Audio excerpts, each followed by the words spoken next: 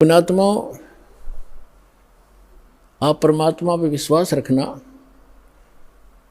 संत साधु कभी किसी का बुरा नहीं सोचते, ना करते और ना ही सोचना चाहिए। परमात्मा से कोई चीज छुपी नहीं है। यदि हम भगवान से डरने वाले हैं और हम परमात्मा कबीर जी को परमात्मा मानते हैं तो भगवान भगवान वाले काम किया करता है। आपने बहुत शांति रखनी पड़ेगी। मेरी आत्मा गदगद कर दी बच्चों, तुमने साधुता दिखाई।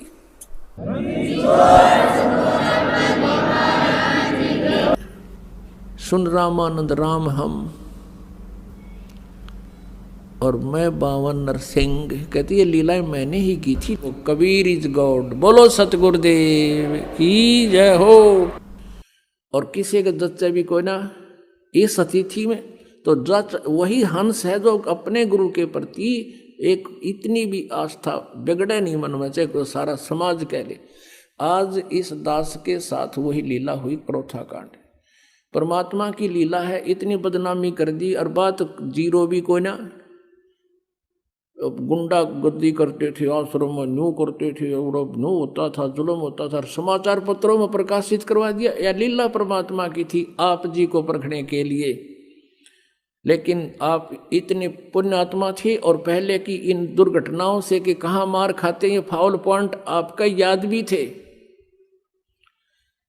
इस कारण से आज आप सफल हुए और उसका ये परिणाम देख रहे हैं। पहले से कई गुना परमात्मा की प्यारी आत्माएं उमड़ कर आई हैं। आपके हृदय में ये समाया भी नहीं कि ये बकवास क्या कर रहे हैं, क्योंकि आप आंखों देख रहे थे और इसका ये परिणाम हुआ। परमात्मा की रजा में राजी रहना सीखना पड़ेगा अपने। परमात्मा चाहे किसी प्रकार भी आपको रखता है, चाहे भूखा रखता है, प्यासा रखता है, पर कहते ये ऐसा नहीं होगा कि भूखा और प्यासा आपको रख ले भगवान, क्योंकि ये दयालु मालिक है। ज्यों राखो त्यों ही रहूं, अमरा के चारा, खाने जाद खरीद हूँ गुलाम तुम्हारा। परमात्मा की रजा में राजी रहना सीखना पड़ेगा अपने। परमात्मा चाहे किसी प्रकार भी आपको रखता है, चाहे भूखा रखता है, प्यासा रखता है, पर कहते ये ऐसा नहीं होगा कि भूखा और प्यासा आपको रख ले भगवान, क्योंकि ये दयालु मालिक है। उसके बच्चे जो सही भक्ति पर लग रहे हैं वो भूखे प्यासे नहीं रह सकते हैं। उनकी परमात्मा को नींद नहीं आओ।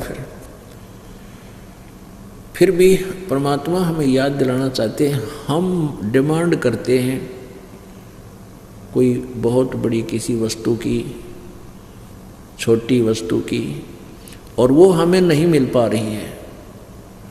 हम भक्ति साधना भी कर रहे हैं तो अनजान व्यक्ति जिनको ज्ञान नहीं है वो अपनी सारी भक्ति का, सारे माइंड का जो ना जोर, सारी टेंशन इससे बात पर ला देखे भगवान यो हो, ये लगा देता है, ये हो जा, मुझे ये वस्तु मिल जा, नौकरी मिल जाए या कोई और वस्तु मिल जाए। तो सुख प्राप्ति के लिए संत सुखी मन जीती हो। यदि हम किसी वस्तु को पाने का प्रयत्न कर रहे हैं और नहीं मिल रही है तो ये सोचना चाहिए इसमें कोई हमारी भलाई है। परमात्मा जो करता है वो सही करता है। ये बातें हृदय में समानी पड़ेंगी, ये फार्मूले अपनाने पड़ेंगे इस इक्वेशन को सोल्व करने के लिए कि परमात्मा जो करता है वो गलत नहीं करता। ठीक है, हमने अनजानों ने चाहे कति गलत लगता हो, क्योंकि हम जीव हैं। एक भक्त ने कथा सुनाई, वैसे भी ये कई जगह लिखा हुआ सर पुस्तकों में, कि एक राजा था और राजा का मंत्री, राजा और राजा का मंत्री ये दोनों ही पहले धार्मिक लोग होते ही थे। और वो एक स्वाभाविक बात है, जो उच्च पोस्ट प्राप्त होते हैं, राजा होते हैं, ये पिछले जन्मों के भक्ति साधना से ही होते हैं। इनके अंदर भगवान का थोड़ा बहुत डर बना ही रहता है।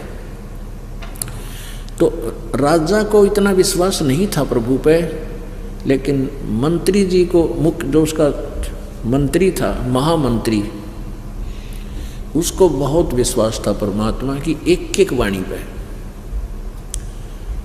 एक दिन राजा अपने खड्ग की, अपनी तलवार की धार चेक कर रहा था, किसी से बातें कर रहा था और महामंत्री वहाँ खड़ा था। और उस महामंत्री से अन्य मंत्री जो थे वो बहुत चिढ़ते थे कि राजा इसको महत्व बहुत देता है। आगे पीछे से राजा के कान भी भरते थे कि ये महामंत्री आपका अच्छा नहीं है, ये आपका जो है हितैषी नहीं है, हमने इसके बारे में ऐसा सुना। लेकिन राजा नहीं मानता था, क्योंकि राजा ये मानता था कि धार्मिक आदमी है, भगत आदमी है, गलत नहीं हो सकता, ये ईर्ष्यावश बोल रहे हैं। तो एक दिन वो मंत्री अन्य और महामंत्री और राजा खड़े थे और तलवार की धार को ऐसे वैसे हाथ लाकर इन्हों चेक करते हैं। राजा का बातों में ध्यान हो गया और वो धार तलवार की इतनी तेज होती है, उंगली कट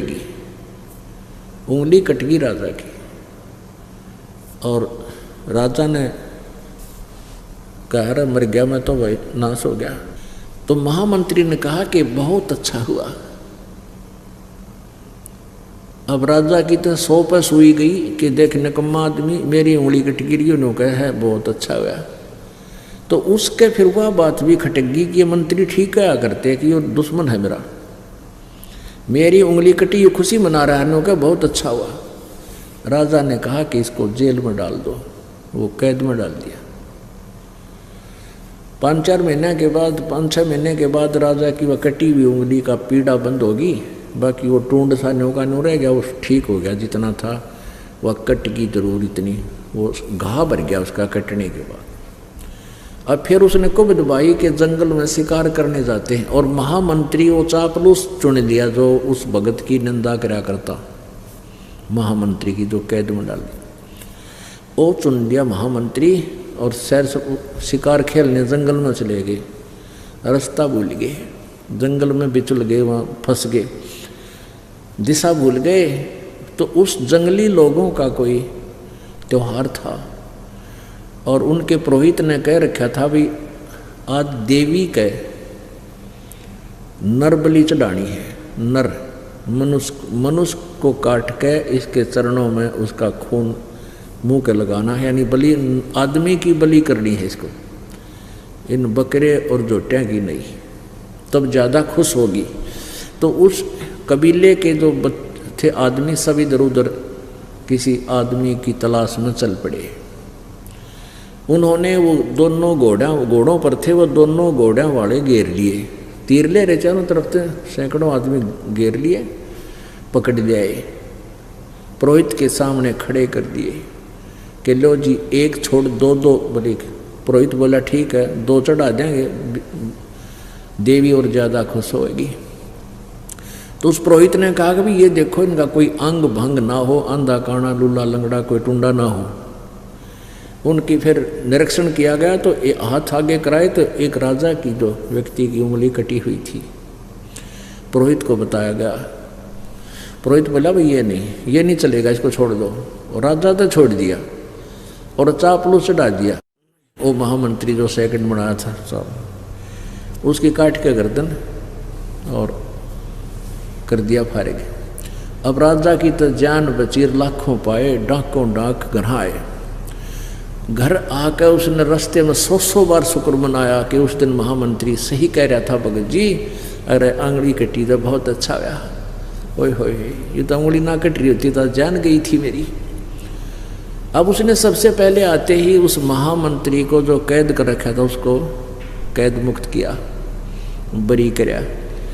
और फिर उससे कहा भगत जी आपको मैंने पीड़ा दी, इसकी क्षमा करना, आपकी वो बात आज सत्य सिद्ध हुई। आप कह रहे थे ना उंगली कटी, तो आपने कहा था बहुत अच्छा हुआ भाई, मेरे लिए तो घना अच्छा हो गया, उंगली कट गई, उंगली कटने से मेरी जान बच गई। फिर उसने प्रश्न किया राजा ने उस महामंत्री से कि मेरे लिए तो अच्छा हो गया, मेरी उंगली कटने से मेरी जान बची, तो आपके लिए क्या अच्छा हुआ, ये 6 महीने की कैद भोगनी पड़ेगी। ने बोला मेरे लिए मेरी जान बच गई ना, मैं तेरे साथ होता वहाँ मेरी बलि चढ़ाओ। तो आज तो कहते हैं परमात्मा जो करता है सत्कर मान लेना, ये चाहे कथा हो लेकिन ये सत्य है। हमने इतना विचार करना पड़ेगा इस मार्ग पर अगर कदम रखना है, तब हम 2 कदम चल पाएंगे। नहीं तो काल के इतने झंझट हैं, पता नहीं के डिमांड, छोटे मोटे कष्ट आ भी जाएंगे। कहते हैं संत शरण में आने से आई टले बला, और जय माथे में सूली होवा काटे में टल जा। यानी भाग्य में जब सूली यानी मृत्यु हो तो काटे में टल जा। इन बातों पर विचार करके हम परमात्मा के मार्ग पर चल पाएंगे और इसके लाभ न उठाएंगे। तो यहाँ इस प्रकार जैसे आपको कोई हानि भी हो रही है तो न्यो मन जीता जाएगा। कहे कबीर और सब दुखिया, एक संत सुखी मन जीती हो। अब जैसे किसी को छोटी मोटी उकसुक हो भी जाती है, तो आपको जब ज्ञान है इस परमात्मा का, आपने मन जीत रखा है, आप भगवान के इस ज्ञान के आधार से इस मन की परों को काट दोगे कि भगवान जो करता है ये गलत नहीं कर सकता। चाहे आज हमें कितनी हानि होती दिखे है, लेकिन परमात्मा जो कर रहे हमारे हित में है। यदि हम अपने नियम पर धर्म कर्म पर ठीक हैं, और यदि हमने अपना धर्म कर्म में बिगाड़ रखा है, नामखंड कर रखा है, मर्यादा भंग कर दी, तो फिर तो वो हानि स्वाभाविक सही हो रही है आपको। फिर उसमें भगवान का रोल खत्म हो गया, आपकी किस्मत चल रही है। तो इसलिए कहते हैं जब लग हंसा हमरी आना, और काल लगे नहीं तेरा बाना। परमात्मा कहते हैं जब तक मेरा भक्त मेरी मर्यादा में रहेगा, आन में, आन कान बोलते हैं ना, तो तब तक काल तेरा तीर नहीं लगेगा तेरे कर्म दंड को मैं